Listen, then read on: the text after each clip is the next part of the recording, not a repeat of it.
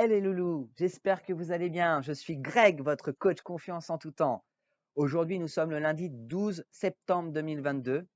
Vous avez repris. J'espère que votre semaine s'est bien passée, que la reprise n'est pas trop dure. En principe, vous avez tous rechargé les batteries pendant les vacances. J'espère que vous avez passé un bon week-end. Et comme d'habitude, je vais vous parler des langages de l'amour et être votre conseiller en communication. Aujourd'hui, c'est le dernier langage. Avant de passer à un autre thème, c'est les langages physiques. Attention, vous ne faites pas trop d'idées. Les langages physiques, ce n'est pas que du côté sexuel, mais c'est un terme général. Comment reconnaître que l'autre a ce langage comme langage principal? Mais avant de commencer, je vais vous demander de me mettre des jolis j'aime. Eh oui, faites-moi un max de pouces bleus. Faites sonner la jolie cloche qui est là pour tous les nouveaux. Je vous souhaite la bienvenue et c'est parti pour les langages physiques des langages de l'amour. Alors, le langage physique n'est pas le même pour tout le monde. Certains, par exemple, ça va être de mettre les mains dans les cheveux. D'autres, ça va être de se tenir la main. Certains, c'est de se prendre par le bras. Donc, on a tous un peu notre langage physique différent, plus ou moins intense, c'est-à-dire que certains vont vouloir, n'auront pas de problème à être physiquement proches de l'autre et d'autres oui. En général, ce sont des profils évitants ou évitantes. Pour les amoureux blessés, ils sont entre deux, c'est-à-dire qu'ils vont être très physiques et puis par moments, ils vont se poser des questions et ils vont avoir peur de leurs émotions et d'être blessés de nouveau parce que c'est certainement lié à leur passé amoureux en général et donc vont fuir.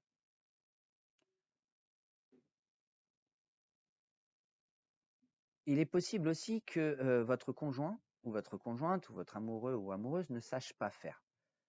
Pourquoi?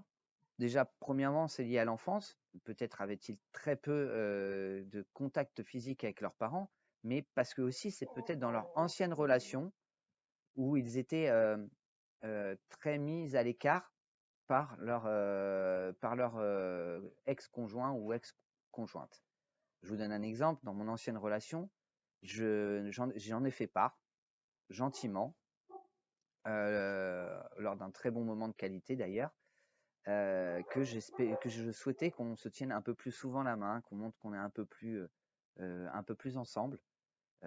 Et cette personne m'a expliqué que son ex-conjoint n'était pas du tout comme ça avec elle et qu'elle avait pris l'habitude de ne pas recevoir d'attention physique de ce style. Pourtant, d'un autre côté, elle était très physique sur d'autres points, plus en intimité, mais pas en public. Alors bien sûr, j'avais mis des limites pour pas aller trop vite. J'avais dit que par exemple, si en famille ça la gênait, dans sa famille en l'occurrence, je comprenais qu'elle ne veuille pas qu'on montre qu'on était en relation. Le langage physique doit se faire dans le respect. Vous ne pouvez pas imposer de toucher l'autre. Le corps, ou du moins l'esprit lié au corps, la mentalité liée au corps, c'est l'une des seules choses que vous-même vous contrôlez, en fin de compte. Et que si vous ne voulez pas qu'on vous touche, il faut le dire. Faites-en part. Peut-être parce que c'est trop tôt, peut-être parce que vous n'avez pas l'habitude, peut-être parce que ça vous gêne, mais si c'est le cas, faites-en part. Si vous voyez que l'autre personne, ça la gêne, qu'elle prenne des distances, à ce moment-là, je vous conseille donc de changer de langage.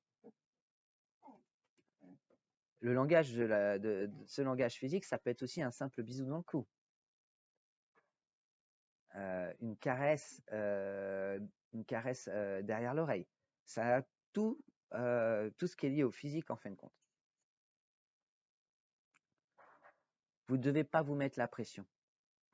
Vous devez rester le plus zen possible sur ce langage.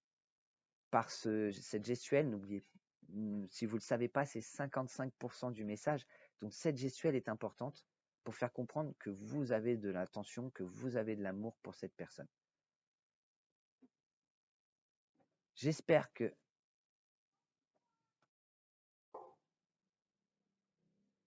cette vidéo est terminée. Je vous ai fait le tour des 5 langages de l'amour. Je vous dis, j'espère qu'elle vous a plu. J'espère que toutes ces informations que vous avez réceptionnées ou écoutées, excusez-moi, vous servent aujourd'hui dans votre vie.